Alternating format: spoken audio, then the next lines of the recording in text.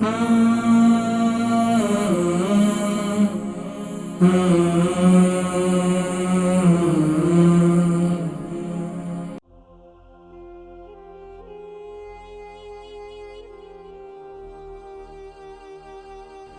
ناظرین کرام، حضور اکرم صلی اللہ علیہ وآلہ وسلم کی ایک بہت ہی پیاری حدیث مبارکہ، جس میں اللہ کے محبوب صلی اللہ علیہ وسلم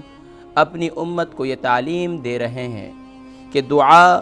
ہر حال میں ایمان والے کے لیے باعث رحمت ہے۔ چنانچہ حضرت عبداللہ بن مسعود رضی اللہ تعالی عنہ فرماتے ہیں کہ پیارے کریم آقا صلی اللہ علیہ وسلم نے ارشاد فرمایا کہ جس شخص کو کوئی حاجت پیش آئے اور وہ اس کو لوگوں کے سامنے پیش کریں، یعنی حق تعالی سے قطع نظر کر کے لوگوں ہی کو حاجت روا قرار دے یا لوگوں ہی سے اپنی امیدیں وابستہ رکھیں، تو اس کی حاجت پوری نہ ہوگی۔ لیکن اگر وہ اپنی حاجت حق تعالی کے سامنے پیش کرے تو حق تعالی یا تو اس کی مراد جلد پوری فرما دیں گے، اور یا اگر اس کی عمر پوری ہو چکی ہوگی تو وفات دے کر اسے راحت عطا فرمائیں گے، اور کل قیامت میں نامہ اعمال میں میزان کے اندر اس کے اعمال کے اندر سبحان اللہ اسے بے پناہ اجر عطا فرمائیں گے۔ ناظرین کرام، حضرت عبداللہ ابن عباس رضی اللہ تعالی عنہ فرماتے ہیں کہ ایک مرتبہ پیارے کریم آقا صلی اللہ علیہ وسلم کے ساتھ ردیف تھا، یعنی آقا کریم صلی اللہ علیہ وسلم کے ساتھ سواری پر تھا۔ آقا کریم صلی اللہ علیہ وسلم آگے تشریف فرما تھے اور میں ان کے ساتھ پیچھے بیٹھا ہوا تھا۔ اچانک آقا کریم صلی اللہ علیہ وسلم نے فرمایا کہ جب مدد مانگو تو اللہ تعالی سے مانگو، یہ چیز لکھی جا چکی ہے اور وقت طے کر دیا گیا ہے۔ قسم ہے اس ذات کی جس کے قبضہ قدرت میں میری جان ہے، کہا کہ اگر ساری مخلوق مل کر بھی چاہے کہ تمہیں کوئی ایسا نفع پہنچانا چاہے تو تمہیں ہرگز جو حق تعالی نے تمہارے نصیب میں نہیں لکھا تو ہرگز ان کو قدرت نہ ہوگی کہ وہ تمہیں نفع پہنچائیں۔ جو حق تعالی نے تمہارے نصیب میں نہیں لکھا تو وہ تمہیں نہیں مل سکتا، اور اگر ساری مخلوق مل کر یہ ارادہ کر لے کہ تمہیں نقصان پہنچانا چاہے اور جو تمہارے مقدر میں نہیں تو ہرگز نہیں پہنچا سکتی نقصان تمہیں۔ حضرین کرام، اس حدیث مبارکہ اور یہ آقا کریم صلی اللہ علیہ وسلم کے ساتھ سیدنا عبداللہ ابن عباس رضی اللہ تعالی عنہ نے اپنا جو عمل بتلایا، اس کا مقصد یہ ہے بتلانے کا کہ دعا جو ہے ایمان والے کے لیے،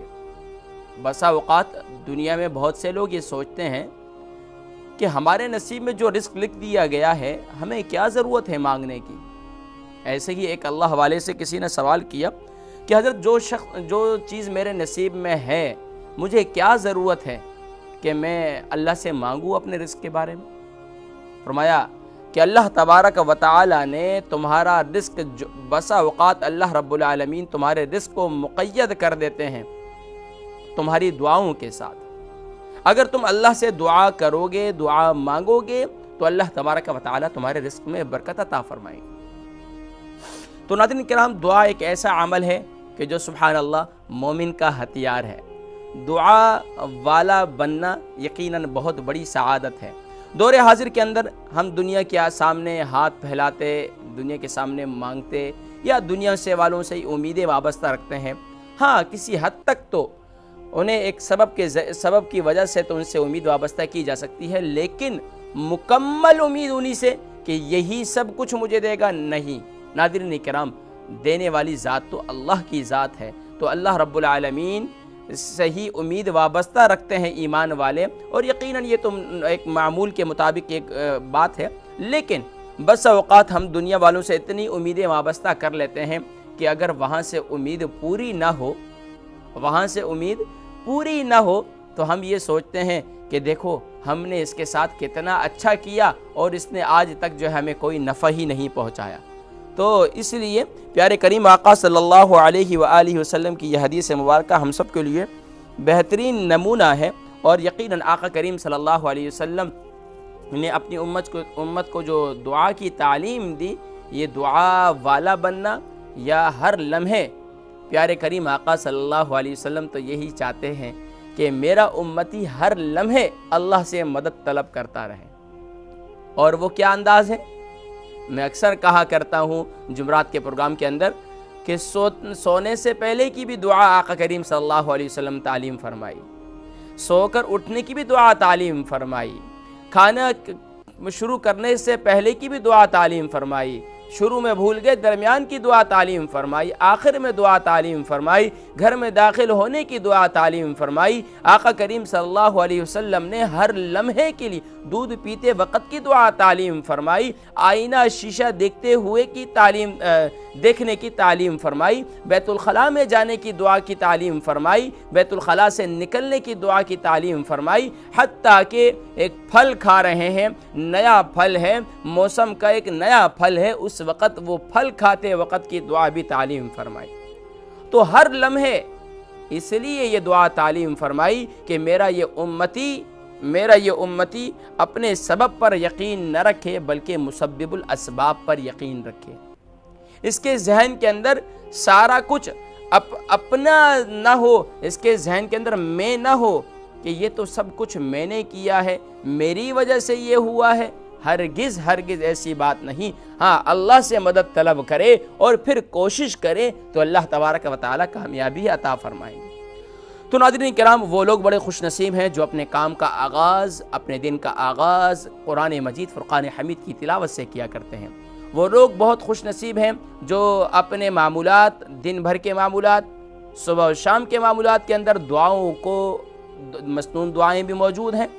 وہ دعائیں جو صبح و شام کی مسنون دعائیں ہیں انہیں پڑھیں۔ پیارے کریم آقا صلی اللہ علیہ وسلم نے تعلیم فرمائی امت کے لیے۔ اس کے اندر کتنا کچھ پوشیدہ ہے، شاید کہ میں اور آپ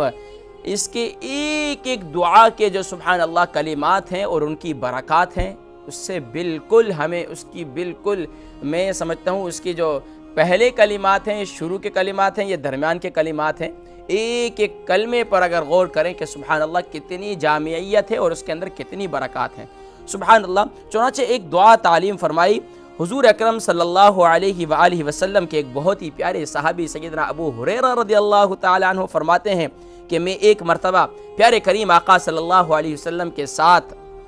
چل رہا تھا،